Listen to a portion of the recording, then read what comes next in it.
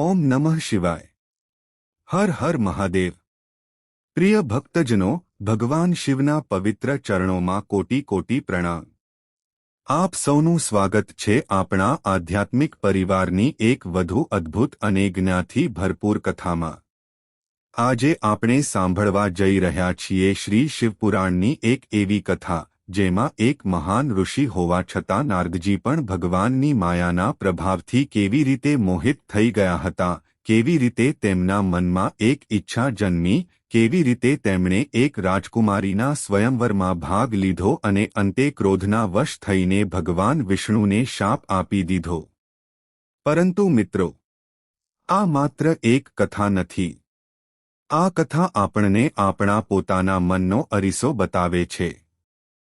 કારણ કે મનુષ્ય ગમે તેટલો જ્ઞાની હોય, ગમે તેટલો ભક્ત હોય, જો તેના મનમાં અહંકાર પ્રવેશી જાય તો તે ક્ષણે તેની બુદ્ધિ પણ ભ્રમિત થઈ શકે છે.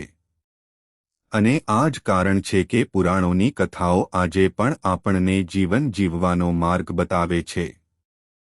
તો ચાલો, આંખો બંધ કરો, મનને શાંત કરો અને ભક્તિપૂર્વક બોલો, હર હર મહાદેવ. ભાગ 1. નારદજીનું તપ. એક વખતની વાત છે. દેવર્ષિ નારદ સતત ભગવાનના નામનું સ્મરણ કરતા સમગ્ર લોકમાં વિચરણ કરતા હતા. તેમના હાથમાં વીણા હતી અને હોઠ પર ભગવાનનું નામ. તેઓ ક્યારેક દેવલોકમાં જતા, ક્યારેક ઋષિઓના આશ્રમમાં જતા, ક્યારેક પૃથ્વી પર આવતા અને દરેક જગ્યાએ ભગવાનની ભક્તિનો સંદેશ આપતા. નારદજીને લોકો દેવર્ષિ કહેતા. તેઓ અત્યંત જ્ઞાની હતા. પરંતુ એક સમય એવો આવ્યો જ્યારે નારદજી એકાંતમાં બેસીને ઘોર તપ કરવા લાગ્યા. તેમનું મન ભગવાનના ધ્યાનમાં લીન હતું. તપ એટલું ગાઢ હતું કે આસપાસનું વાતાવરણ પણ જાણે શાંત થઈ ગયું હતું. દેવતાઓએ જ્યારે નારદજીનું આ કઠોર તપ જોયું ત્યારે તેમના મનમાં વિચાર આવ્યો, નારદજીનું તપ ખૂબ શક્તિશાળી બની રહ્યું છે. દેવલોકમાં ચર્ચા થવા લાગી. આ વાત ઇન્દ્ર સુધી પહોંચી. ઇન્દ્રને ભય થયો કે કદાચ નારદજી પોતાના તપના બળથી કોઈ વિશેષ વરદાન પ્રાપ્ત કરી લેશે. ત્યારે ઇન્દ્રે કામદેવને બોલાવ્યો. ઇન્દ્રે કહ્યું, હે કામદેવ, તમે પૃથ્વી પર જાઓ અને નારદજીના તપને ભંગ કરવાનો પ્રયત્ન કરો. કામદેવ પોતાની શક્તિઓ સાથે ત્યાં પહોંચ્યા. પરંતુ મિત્રો, નારદજી જ્યાં તપ કરી રહ્યા હતા ત્યાં ભગવાન શિવની વિશેષ કૃપા હતી. કામદેવના અનેક પ્રયત્નો છતાં નારદજીનું ધ્યાન ભંગ થયું નહીં. નારદજી સંપૂર્ણપણે ભગવાનના સ્મરણમાં લીન રહ્યા. અંતે કામદેવને સમજાયું કે અહીં તેમની શક્તિ કામ કરવાની નથી. તેઓ પાછા ચાલ્યા ગયા. નારદજીનું તપ પૂર્ણ થયું. અને અહીંથી કથામાં એક મહત્વપૂર્ણ વળાંક આવ્યો. ભાગ 2. તપ સફળ થયું અને અહંકારનો બીજ. નારદજીને લાગ્યું કે તેમણે કામદેવને જીતી લીધો છે. તેમના મનમાં વિચાર આવ્યો, મારા તપને કામદેવ પણ ભંગ કરી શક્યા નહીં. આ વિચાર ધીમે ધીમે ગર્વમાં ફેરવાવા લાગ્યો. નારદજી ભગવાન શિવ પાસે ગયા. તેમણે ભગવાન શિવને આખી ઘટના જણાવી. ભગવાન શિવે નારદજીની વાત સાંભળી. મહાદેવ સ્મિત કરતા રહ્યા. કારણ કે ભગવાન શિવ જાણતા હતા કે નારદજીના મનમાં અતિ સૂક્ષ્મ અહંકાર જન્મી ગયો છે. મહાદેવે નારદજીને સમજાવ્યું કે પોતાની સિદ્ધિનો ગર્વ ન કરવો. પરંતુ નારદજીના મનમાં એક વિચાર મજબૂત બની ગયો હતો. મેં કામદેવને જીતી લીધો છે. ભગવાન શિવ બધું જાણતા હતા. તેમણે નારદજીને માર્ગદર્શન આપ્યું. પરંતુ ક્યારેક ભગવાન આપણને સીધો ઉપદેશ આપવાને બદલે અનુભવ દ્વારા સત્ય સમજાવે છે. આ કથામાં પણ એવું જ થવાનું હતું. ભાગ 3. નારદજી ભગવાન વિષ્ણુ પાસે પહોંચે છે. નારદજી પછી ભગવાન વિષ્ણુના ધામમાં પહોંચ્યા. ત્યાં ભગવાન વિષ્ણુએ તેમનું સ્વાગત કર્યું. નારદજી ખૂબ પ્રસન્ન હતા. તેમણે પોતાની તપસ્યાની અને કામદેવ પર વિજયની વાત ભગવાન વિષ્ણુને જણાવી. ભગવાન વિષ્ણુએ નારદજીની વાત શાંતિથી સાંભળી. પરંતુ ભગવાન વિષ્ણુ સર્વજ્ઞ હતા. તેઓ જાણતા હતા કે નારદજીના મનમાં અહંકારનું બીજ ઉગી ગયું છે. ભગવાન વિષ્ણુએ વિચાર્યું, આ અહંકાર નારદજી માટે હિતકારી નથી, અને ભગવાનની માયા કાર્ય કરવા લાગી. ભાગ 4 અદ્ભુત નગર. થોડા સમય પછી નારદજી એક એવા નગરમાં પહોંચ્યા જે ખૂબ જ સુંદર હતું. નગરમાં મહેલો હતા, સુંદર બગીચાઓ હતા, રસ્તાઓ સુશોભિત હતા, ચારે તરફ ઉત્સવનું વાતાવરણ હતું. નારદજીને જાણવા મળ્યું કે ત્યાં એક રાજાની પુત્રીનો સ્વયંવર યોજાવાનો હતો. રાજકુમારી અત્યંત ગુણવાન અને સુંદર હતી. દેશ-દેશથી રાજાઓ અને રાજકુમારો સ્વયંવરમાં આવવાના હતા. નારદજી પણ ત્યાં પહોંચ્યા. રાજકુમારીને જોઈને નારદજીના મનમાં એક નવી ઈચ્છા જન્મી. તેમને લાગ્યું, જો આ રાજકુમારી મારી સાથે લગ્ન કરે તો. મિત્રો, અહીં ધ્યાન આપવાની વાત છે. નારદજી જેવા મહાન ઋષિનું મન પણ ભગવાનની માયાથી પ્રભાવિત થઈ ગયું. આ જ પુરાણકથાનો એક મોટો સંદેશ છે. મન પર સંપૂર્ણ વિજય મેળવવો ખૂબ મુશ્કેલ છે. નારદજીને હવે એક જ વિચાર સતાવવા લાગ્યો, રાજકુમારી મને જ પસંદ કરે. નારદજી ભગવાન વિષ્ણુ પાસે ગયા. તેમણે ભગવાનને પોતાની ઈચ્છા જણાવી. નારદજી ભગવાનને કહે છે, હે પ્રભુ, હું ઈચ્છું છું કે રાજકુમારી મને પોતાના પતિ તરીકે પસંદ કરે. ભગવાન વિષ્ણુ સ્મિત કરતા રહ્યા. નારદજી આગળ બોલ્યા, પ્રભુ, મને એવું રૂપ આપો કે રાજકુમારી મને જોઈને મારી તરફ આકર્ષાય. ભગવાન વિષ્ણુએ નારદજીની ઈચ્છા જાણી. તેમણે કહ્યું, હે નારદ, જે તમારા માટે શ્રેષ્ઠ હશે તે જ થશે. નારદજીને લાગ્યું કે ભગવાને તેમને તેમની ઈચ્છા મુજબ સુંદર રૂપ આપી દીધું છે. પરંતુ ભગવાનની માયા કંઈક બીજું જ કરી રહી હતી. નારદજી પાછા સ્વયંવર સ્થળે આવ્યા. સ્વયંવરનો દિવસ આવ્યો. વિશાળ સભા સજાવવામાં આવી. અસંખ્ય રાજાઓ અને રાજકુમારો પોતાની પોતાની શક્તિ અને વૈભવ સાથે હાજર હતા. નારદજી પણ ત્યાં બેઠા હતા.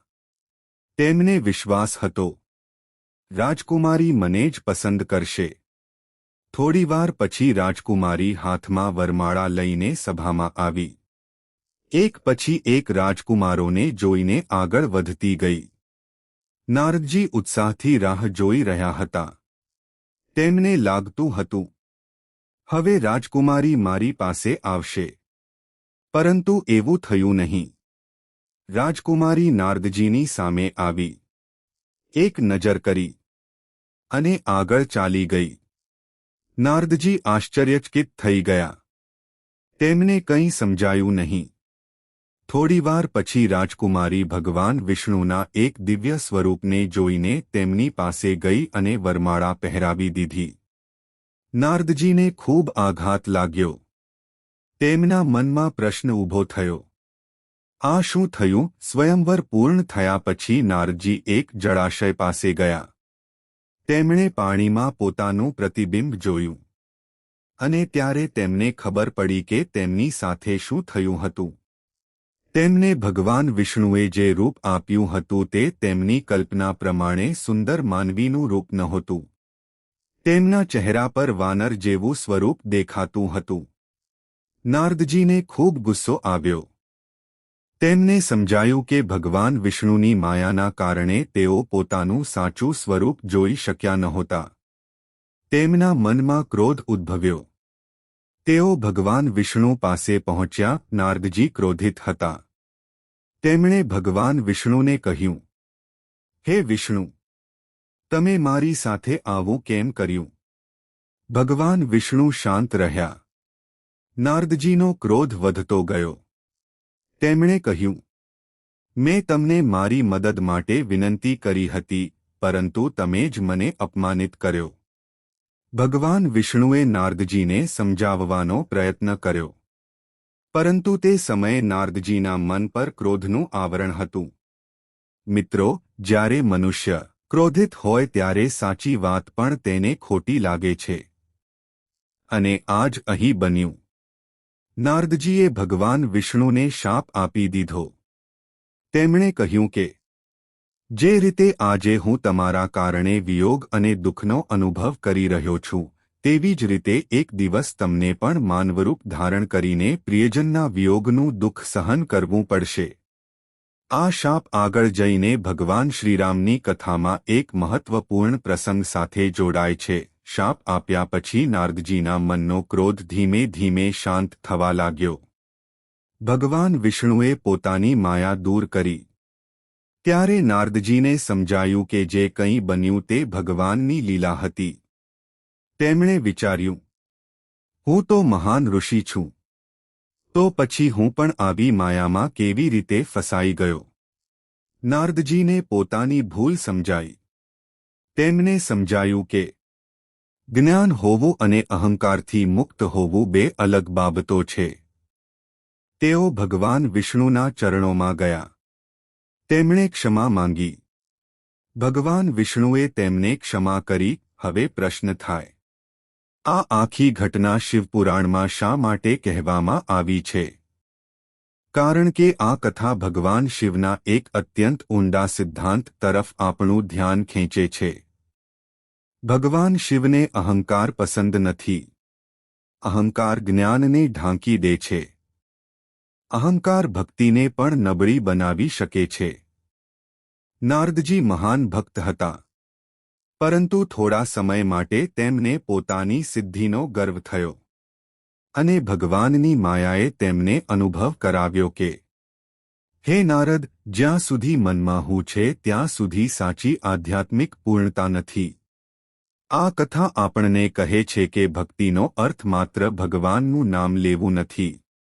ભક્તિનો સાચો અર્થ છે નમ્રતા, વિનમ્રતા, સેવા અને પોતાના અહંકારને ભગવાનના ચરણોમાં સમર્પિત કરવો. પ્રિય ભક્તજનો, આ કથા સાંભળ્યા પછી આપણે પોતાના જીવન તરફ જોવું જોઈએ. આપણે પણ ઘણી વખત નાની સફળતા મળતા કહીએ છીએ, આ મેં કર્યું, મારા કારણે થયું, મારા કરતાં વધુ જાણનાર કોણ છે? પરંતુ જીવનમાં એક ક્ષણ એવી આવે છે જ્યારે ભગવાન આપણને સમજાવે છે કે માનવનું જ્ઞાન મર્યાદિત છે, પરંતુ ભગવાનની લીલા અનંત છે. નારદજીની કથા આપણને શીખવે છે કે ભગવાનના ભક્તે પોતાની સિદ્ધિનો ગર્વ ન કરવો. જો જીવનમાં સફળતા મળે તો ભગવાનનો આભાર માનવો. જો મુશ્કેલી આવે તો ભગવાન પર વિશ્વાસ રાખવો. અને જો ભૂલ થઈ જાય તો ભગવાન પાસે માફી માગવી. કથાનો આધ્યાત્મિક સાર. આ કથામાંથી આપણે 5 મુખ્ય પાઠ મેળવી શકીએ છીએ. 1. અહંકારથી સાવધાન રહો. જ્ઞાન અને ભક્તિ હોવા છતાં જો અહંકાર આવે તો માણસ ભટકી શકે છે. 2. મન પર નિયંત્રણ જરૂરી છે. બહારના શત્રુ કરતાં પોતાના મનને જીતવું વધારે મુશ્કેલ છે. 3. ભગવાનની લીલા સમજવી મુશ્કેલ છે. જે ઘટના આપણને દુઃખદ લાગે છે તે પણ કદાચ ભગવાનની મોટી યોજના બની શકે છે.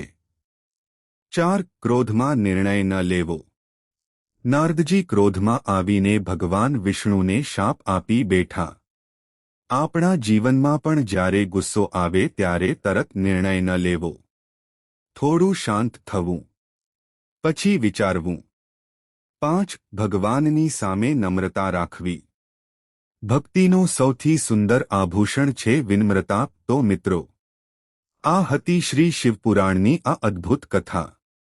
નારદજી જેવા મહાન ઋષિ પણ જ્યારે પોતાની સિદ્ધિ પર ગર્વ કરવા લાગ્યા ત્યારે ભગવાનની માયાએ તેમને અનુભવ કરાવ્યો.